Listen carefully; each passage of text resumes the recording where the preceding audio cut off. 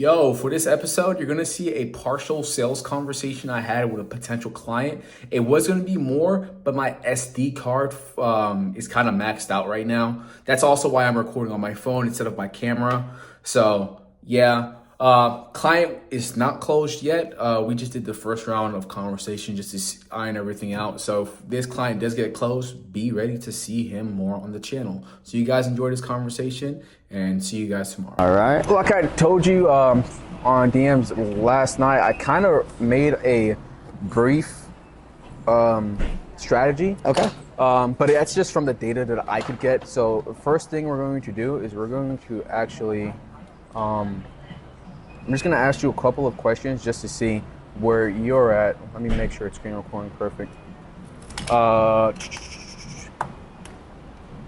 So, first things first, you said that you just moved to Austin, right? Correct. And you're trying to run up the, what's it called? The mobile luxury barbershop, right? That's right, yep. How long have you been doing that for? The luxury shop I started in January. That's Okay.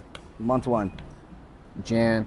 And you told me that your revenue target right now is about 36K per month, which is 1K per day, right? That's what you told me. Correct. Where are you at right now, revenue-wise? Probably a third of that. Okay, so Right around 10 to 12 10 to 12. on average. But it's crazy, man. It's been wildly exponential, right? Like, so the first month was 300. Second month, 1,000. Third month, 3. Fourth month, maybe like 5. And then we got into 72. And then, last was 10. And then this month is probably just be a little over 12. Okay. So it's building quickly. What have you seen?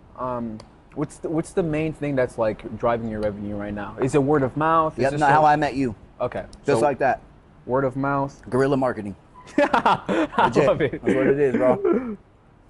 Mouth.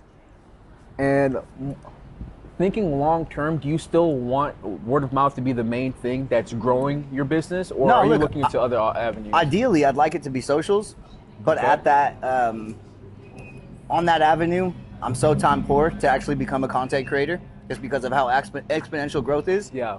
And the months that I've actually had to, or that I've tried to pull back, stick to editing, it's a noticeable halt in business, right? As Okay. we're like, if I spend 2 hours a day out, as opposed to 4 hours a day editing, bro, like, I mean, the 2 hours a day out, it monetizes that day, right? Yeah. Whereas I still haven't really got, I mean, bro, maybe like 4 or 5 people have approached me from socials alone without outreach.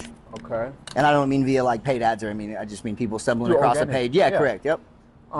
So ideally, and I'm just gonna we just re-say what you're telling me Sure, just yeah, to make yeah. sure I'm probably understanding it. Please. Ideally, you would like the main lead source to be organic, Yes. right? But at the point where we're at, there's a time constraint because you're taking care of the distribution of their organic content, and you're also taking care of actually fulfilling the product, which is their haircuts. Correct. Right. So at this stage in time, there's not enough return on investment of your time from content for it to That's correct. That's for you exactly to focus right. on that. Perfect. Okay. What have you tried to like solve that? So, initially, it started with getting into this social media marketing course, I guess you'd call it, with a very renowned barber that I knew in Australia. Okay. And bro, that ran me up 5 bands. Told them like the full extent of my scenario, right? Like, and it was urgent at that time. I started this business up. I came back. My money just like the transfer rate just ate it up, dude. A $250,000 turned into like just under 119. Taxes? Like, yeah, no, just like the Australian dollar to ours. Oh. Because he used to keep about 80% of it. So if I brought 100 grand, I'd keep 80 US. This time I brought a $250,000 and I got 118 at like 7. I didn't even think about that. Has to suck, bro. Dude, it was a nightmare. You're telling me So you I pay bought taxes, right? Yep. And then you have to convert that to USD. She got double taxed. Yep. USA is a Bro. double taxation nation. It's 1 of 3. That sucks, bro. It was wild, bro. Wild. It's- So I went from I'm being so sorry like about that, bro. very flush, and I wasn't trying to pull out, like strip my portfolio to have extra cash. Yeah. I just put that 100 into the van. Had to buy a car. Had to furnish my house. Okay. You know, so it went to the necessities.